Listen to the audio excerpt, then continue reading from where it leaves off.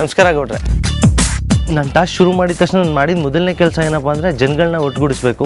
ಜನಗಳನ್ನ ಒಟ್ಟುಗೂಡಿಸಿ ಅವರಲ್ಲಿ ಅವ್ರು ಏನೇನು ಅಂದರೆ ಕ್ಲೀನ್ಲಿನೆಸ್ ಬಗ್ಗೆ ಅವ್ರಿಗೆ ಅವೇರ್ನೆಸ್ ಬೇಕಿತ್ತು, ಅದ್ರ ಬಗ್ಗೆ ಅವೇರ್ನೆಸ್ ಮೂಡಿಸ್ತಾ ಇದ್ದೆ. ನಿಮ್ಗೆ ಏನಾದರೂ ಕಷ್ಟಗಳಿದೆ ಗೌಡ್ರೆ ಈ ಏರಿಯಾದಲ್ಲಿ ಇರೋಕ್ಕೆ ಆಗಲಿ, ಇಲ್ಲ ಬೇರೆ ಜನಗಳನ್ನ ನೋಡಿದಾಗ ನಿಮ್ಗೆ ಯಾವ ರೀತಿ ಫೀಲ್ ಆಗುತ್ತೆ ಅಂತ ಅನ್ನೋದು ತಿಳ್ಕೊಳ್ಳೋಕೆ ಅಂತ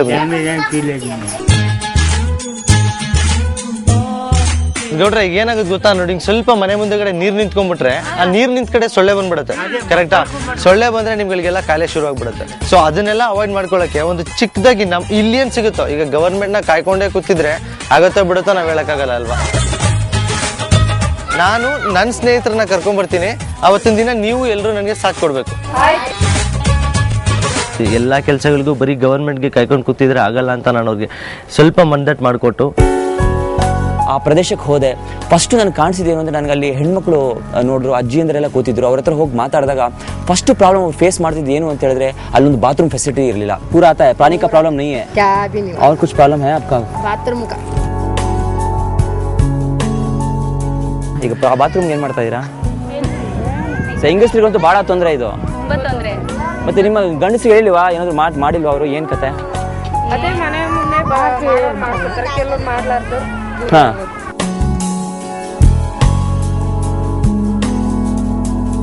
ಮತ್ತೆ ಒಬ್ಬರೇ ಇರೋದ ನೀವು? ಮಗ ಸೊಸೆ ಅವ್ರು ನಂಗೆ ಆಗಲ್ಲ.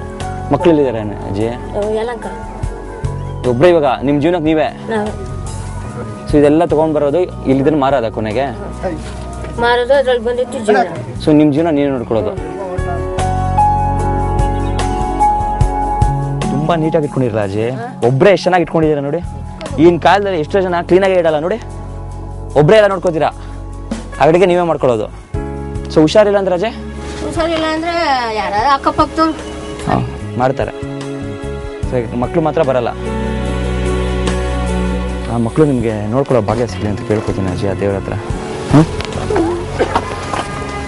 ಅಳ್ಬಿಡಿ ಅಜ್ಜಿ, ನೋಡ್ಕೋತಾರೆ ಬಿಡಿ.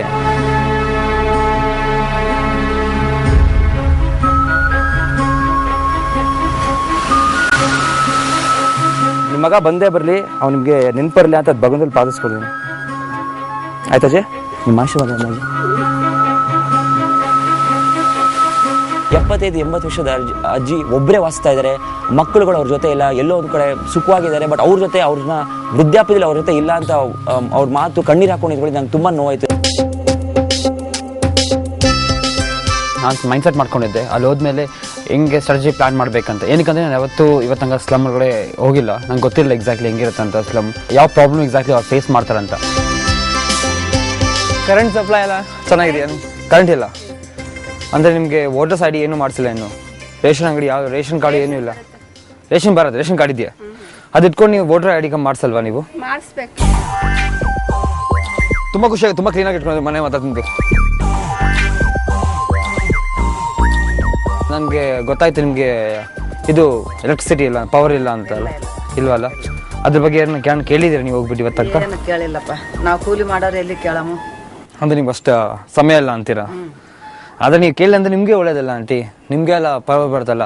ನಿಮ್ಮ ಕಷ್ಟಗಳು ತಿಳ್ಕೊಂಡು ನಮ್ಮ ಕಡೆ ಏನು ಮಾಡ್ಬೇಕು ಅಂತ ತಿಳ್ಕೊಳಕ್ಕೆ ಬಂದಿರೋದು ನಾವು ಅಷ್ಟೇ. ಅದಕ್ಕೆ ನಮಗೆ ಗೊತ್ತಾಗಲ್ಲಪ್ಪ, ಗಂಡಸರು ಕೆಲ್ಸಕ್ಕೆ ಹೋಗ್ಯಾರ ಕೂಲಿಗೆ.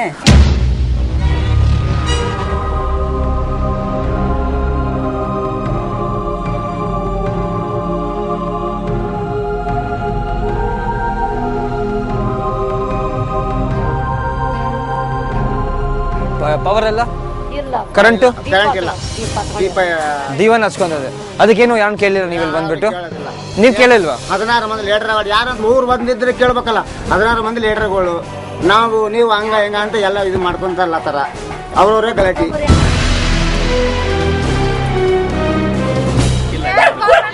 ಏನು ಸಿಕ್ಲಿಲ್ಲ ಇವಾಗ ಇಲ್ಲಿ ಸಾಯ್ತಾ ಇದೀವಿ ನಾವು, ಸೊಳ್ಳೆ ಗಾಳಿ ಮಳೆಗೆ ಹತೋಷದಿಂದ.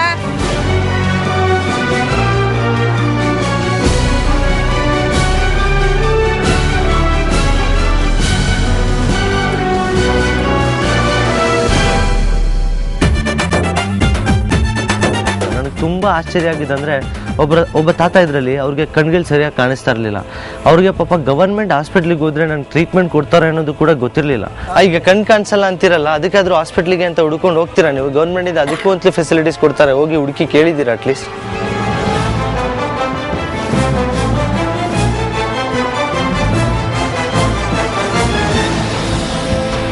ಲೀಟ್ರುಗಳೇ ಒಂದು 5-6 ಜನ ಇದ್ದಾರೆ. ಲೀಟ್ರು ಅಂದ್ರೆ ಒಂದು ರೋಡ್ಗೆ ಒಬ್ಬೊಬ್ರು ಲೀಟ್ರ್ ಅಂದ್ರೆ ಒಬ್ಬೊಬ್ರು ಒಂದೊಂದು ರೋಡ್ ಲೀಟ್ರ್ ಯಾರ ಹತ್ರ ಹೋಗಿ ಹೇಳೋದು.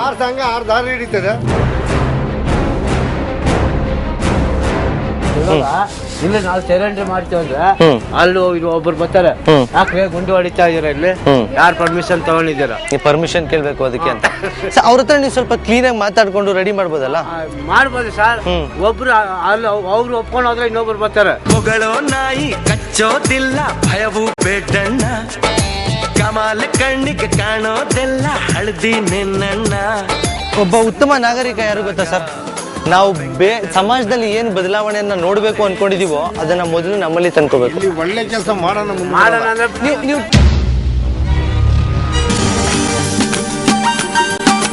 ಇವೆಲ್ಲ ಏನಿದು ಗಲೀಜುಗಳಿದೆ? ಅದು ಯಾರ್ದೋ ಮನೆ. ಏನಿಲ್ಲ, ಇದು ಯಾರ್ದೋ ಮನೆ ಅಂತಿದ್ಯಾ? ನಿಮ್ ಗಲ್ಲಿ ತಾನೆ? ನಿಮ್ಮ ಮನೆ ಯಾವುದು? ಮನೆ ಮುಂದೆ. ಇದು ನಿಮ್ ಗಲ್ಲಿ ಕಣ್ಲ. ಬಾಯ್ಲಿ ಬರ್ರಿ. ಅಗೋ ನೀವು ಹೇಳ್ಬಿಡ್ಬೇಕು, ಹುಡುಗರೋಡೆ ಬರ್ರಿ ಎತ್ಕೊಂಡು ಕ್ಲೀನ್ ಮಾಡ್ಬೋದು ಇದೆಲ್ಲ. ಇದೆಲ್ಲ ಬೇಸ್ ಬಿಟ್ಟೆ ಇಲ್ಲಿ ಸೇರ್ಕೊಂಡ್ಬಿಟ್ರೆ ಏನಾಗ್ತಾವ ಅಂದ್ರೆ ಹಾವು ಚೇಳುಗಳು ಸೇರ್ಕೊಂಡ್ಬಿಟ್ರೆ ನಿಮ್ಮ ಮಕ್ಳೇ ಓಡಾಡೋದ ಮೇಲೆ ತೊಟ್ಟಿ ಎಲ್ಲ ಹಾಕೋದು ನೀವು.